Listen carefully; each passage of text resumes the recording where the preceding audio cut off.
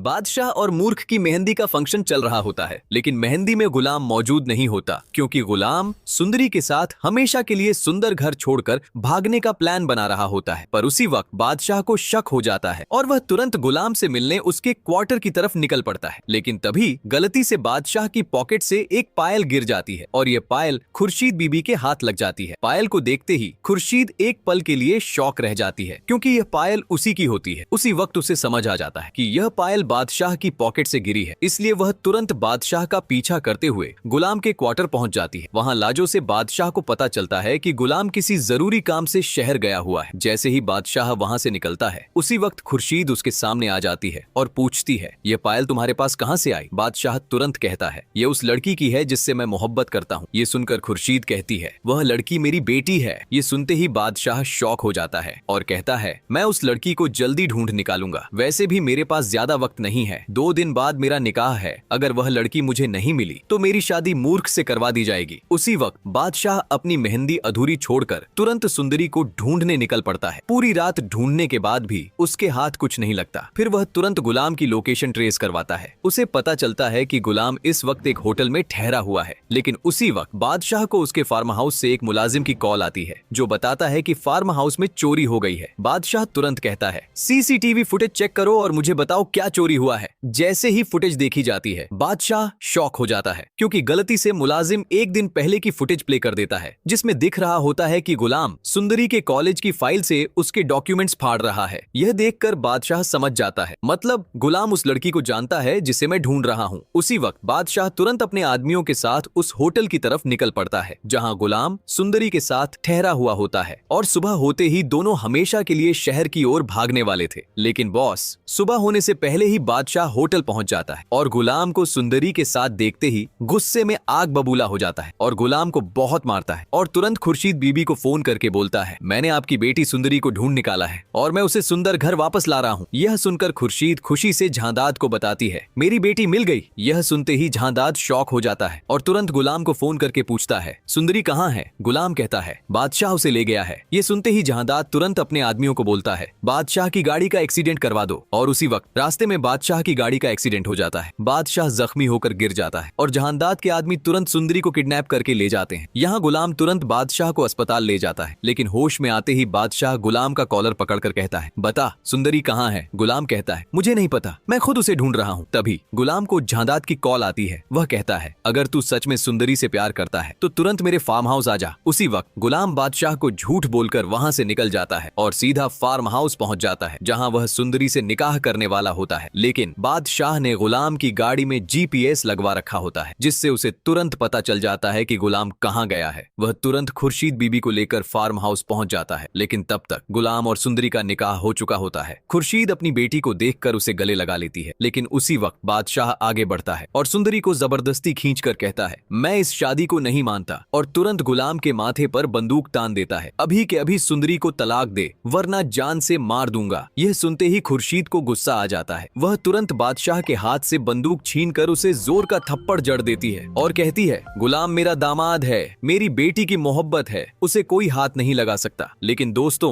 लगता है बादशाह इतनी आसानी से हार मानने वाला नहीं है। वह अपनी जिद में आकर गुलाम को मरवाने की भी कोशिश कर सकता है। पर आपको क्या लगता है, क्या बादशाह अपने प्लान में कामयाब होगा या फिर मेरी यह प्रिडिक्शन गलत साबित होगी? कमेंट करके जरूर बताना।